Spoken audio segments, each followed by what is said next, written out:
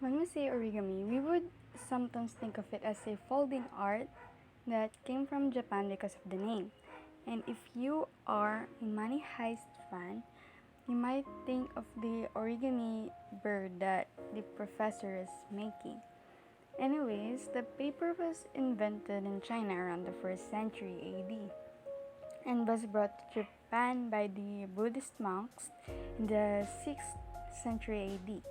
The Japanese then improved the paper by turning it soft and sturdy that prevents tearing when handled, known as washi or Japanese paper today. The technique of paper making in Japan was introduced by the Chinese during the early 7th century. So, what is origami? Origami is the Japanese art of folding paper into decorative shapes and figures. The word origami comes from two words in Japanese. Ori, which means folding, while gami or kami means paper. Makes the two words folding paper when they both combined. But this was also known by a variety of names, including orikata, orisue, orimono, tatamigami, etc. The practice of origami is known to be a trendy leisure activity of the rich that you need to pay to learn the folding paper art, and was also afforded by the religious around the early 7th century. Because paper was expensive, the first Japanese origami created by the monks, known as zezi, used for ceremony purposes. It was also used for Shinto weddings as origami butterflies, representing the bride and groom, while samurai warriors used the strips of folded paper for their exchange gift as a token of good luck. A German educator and inventor of the kindergarten named Friedrich Froebel was a dedicated promoter of paper folding and its educational benefits, who helped spread the practice of paper folding around the world.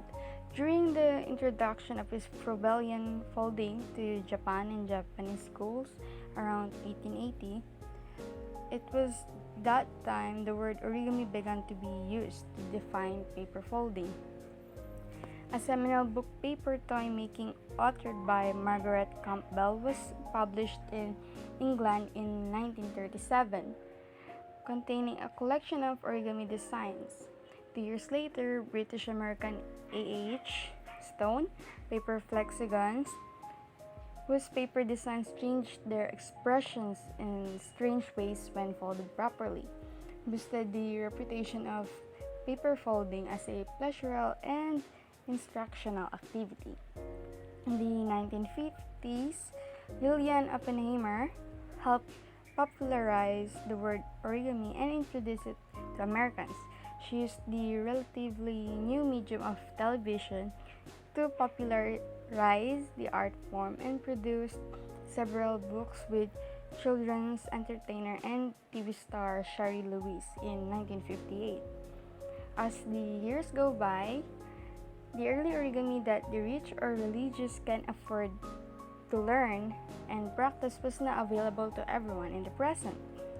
Knowing all this information, we could tell that origami played a huge role or a very important part in Japan's culture, from ceremonies, weddings, exchange gifts, to leisure activities. However, not only in Japan did origami play an important role, but also in some countries like Germany, England, and other countries around the world that helped origami improve and become popularly known today.